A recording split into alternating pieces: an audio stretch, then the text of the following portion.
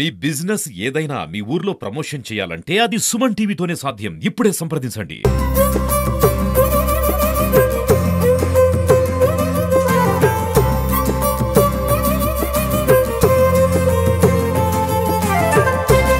ముందుగా అందరికీ విజయదశమి శుభాకాంక్షలు.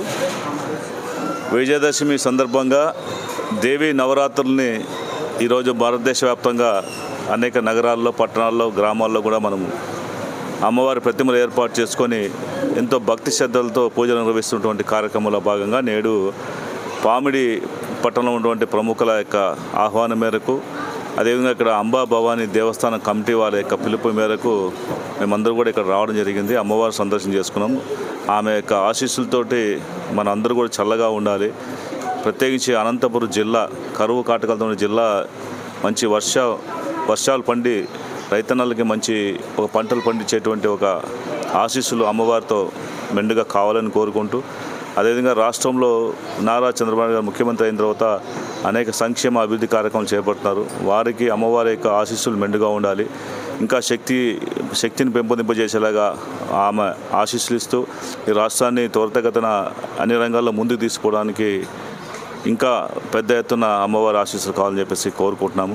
అందరూ కూడా ఒకటే, మనం భారతదేశంలో జన్మించిన మన అందరూ కూడా ఒకటే గౌరవిస్తాం. మాతృభూమి అనుకుంటాం. అంటే మాతృభూమి అంటే మన యొక్క మాతృభూమి అంటే అమ్మతో మనం పోల్చినటువంటి ఈ భూమిలో ఈరోజు మనము ఇక్కడ నివసిస్తున్నాం. కాబట్టి అమ్మవారికి ప్రత్యేకమైనటువంటి పూజలు నిర్వహిస్తే తప్పకుండా మనందరికీ కూడా మంచి జరుగుతున్నటువంటి ఆలోచనతో ప్రతి ఒక్క చోట కూడా ఈరోజు చాలా పెద్ద ఎత్తున కార్యక్రమం నిర్వహించారు. అదేవిధంగా ఈరోజు విజయవాడ ఉత్సవాల పేరుతోటి దసరా ఉత్సవాలను అంగరంగ వైభవంగా మన రాష్ట్రంలో నిర్వహిస్తున్నారు. ఇది బహుశా దేశంలోనే ఎక్కడ ఉన్నటువంటి దాఖలాలు కనిపించలేదు. అంత పెద్ద ఎత్తున పూర్తి స్థాయిలో అక్కడ అందరూ భాగస్వామ్యంతోటి, ప్రత్యేకించి నారా లోకేష్ గారు, ముఖ్యమంత్రి చంద్రబాబు నాయుడు గారి చొరవతోటి అక్కడ మా ఎంపీ అయినటువంటి చిన్ని గారి ఆధ్వర్యంలో, అదేవిధంగా కమిటీ వారి ఆధ్వర్యంలో పెద్ద ఎత్తున నిర్వహిస్తున్నారు. అందరూ ఆహ్వానితులని చెప్పడం జరిగింది.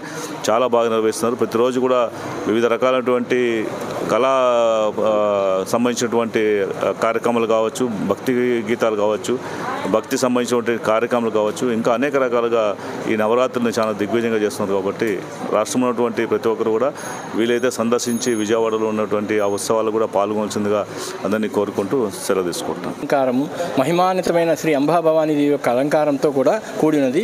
కావున సాయంత్రం కూడా సహముఖ కుంకుమార్చనలు మహిళలతో చేయించి తర్వాత తీర్థప్రసాదాలు వినియోగం జరుగుతుంది. ఇది ఎన్నో రోజు? రెండవ రోజు అమ్మవారు గాయత్రీదేవి అలంకారం.